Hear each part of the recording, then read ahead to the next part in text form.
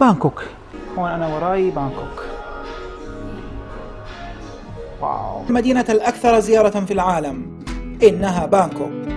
لو جيت حاولت إني ألخص لك بعض المعلومات عن بانكوك، أول شيء بانكوك هي العاصمة، فبالتالي هي أكبر مدينة من حيث المساحة، من حيث السكان، يخلص مفروغ منها. على مستوى العالم مثل ما قلنا هي رقم 1 عالميا من المدن اللي انزارت بال 2018.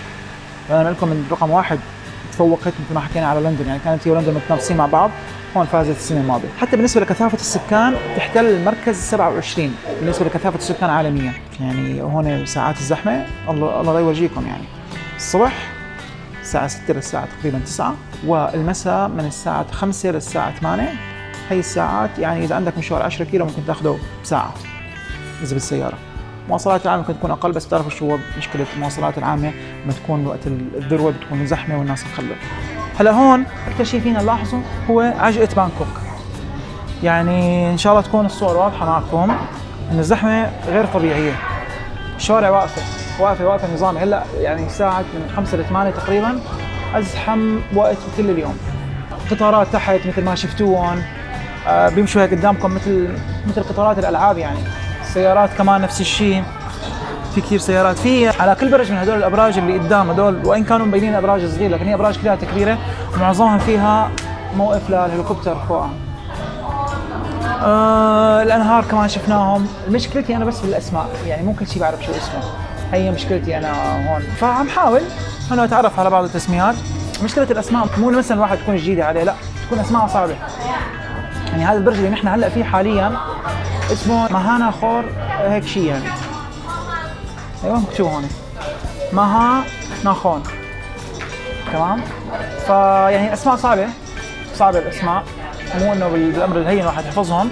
حكيت لكم بالفيديو السابق انه اطول اسم مكان بالعالم حسب موسوعه جينيس هي بانكوك. بانكوك هو ليس الاسم الاصلي للمدينه، هو اسم دخيل عليهم اجى من برا. الاسم الحقيقي هو مكون من يعني بعد الترجمه يمكن شي 30 كلمه عربي طلع. وهذا الاسم لو انا جيت حبيت لكم اياه، طبعا انا حاقراه لانه مستحيل اني احفظه. اسم بانكوك الحقيقي هي مدينة الملائكة، هذا الاسم المختصر، لكن الاسم الكامل مدينة الملائكة، مدينة كبيرة مقر بوذا من الزمرد، المدينة المستعصية للإله إندرا، العاصمة الكبيرة مقطوعة ب9 من الحجارة الكريمة، المدينة السعيدة، السخية داخل القصر الملكي مثل المنزل السماوي، مملكة الرب المشخص، مدينة مخصصة للإندرا التي بناها في شون كام. تمام، هي الكلمة الوحيدة اللي ما بالترجمة لأنه اسم شخص. بس أنتم متخيلين إنه هذا كلياته اسم؟ فأنا لما حكيت لكم إنه أسماء الأشخاص ممكن تكون مركبة، ممكن واحد يستغرب إنه شلون اسم الواحد يكون جملة، بالفعل هون أسماء الناس هيك. بالنسبة لبانكوك فيها مطارين حكيت عنهم سابقا بالمطارات. طبعا أهل البلد هون بشوفوا حالهم إنه هن ليسوا أقل من هونغ كونغ ولا سنغافورة، نحن بنفس هذا المستوى، نحن منافسين لهم.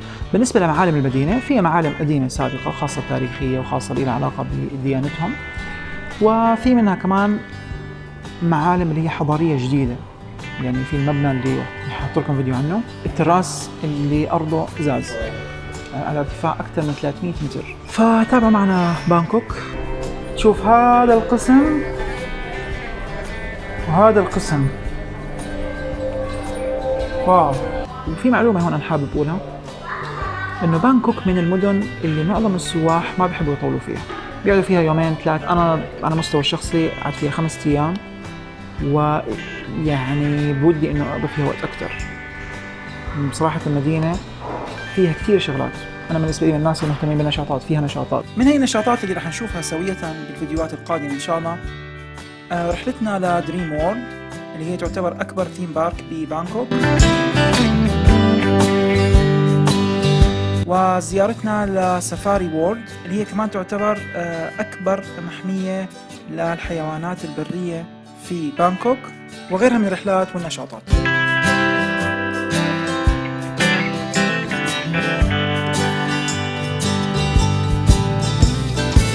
اللي يحبوا الآثار فيها آثار، حتى التسوق هي أفضل مدينة من كل المدن الثانية. من الشغلات اللي عجبتني إنه كل شيء بدك إياه موجود، كل شيء بدك إياه بتلاقيه. دانكن دونتس في بانكوك، مش ما يختلف على الواحد الجو ولا الطعم ولا النكهة ولا شيء. إيه، بس الشغلة اللي فعلا كرهتها أنا هون هي موضوع الزحمة. صراحة لا تحتمل، يعني صراحة يفكر إن أنا أطلع بهذا الوقت، لا هذا الوقت بلا، لأنه يكون في زحمة. حاول تجيب المواصلات سواء كانت مواصلات عامة سواء كانت تكاسي سواء شو ما كانت، هون تكره شيء اسمه مواصلات وانت بانكوك. لذلك مهم جدا جدا جدا انك تختار الفندق بعناية، وهون بدك تركز على موضوع اللوكيشن. تمام.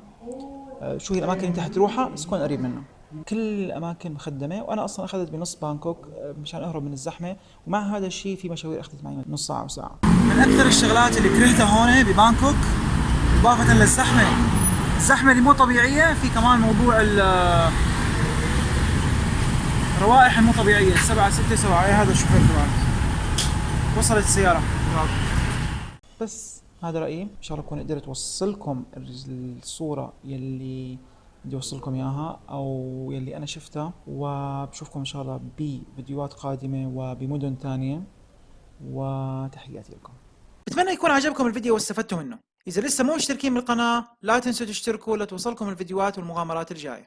دعمونا بلايك وشاركوا الفيديو ليستفيد منه أكبر عدد ممكن من الناس. وإذا عندكم أي سؤال أو استفسار عن هالبلد أو عن السفر عموما اكتبوا لنا اياه بالتعليقات او تواصلوا معنا، وتحياتي لكم.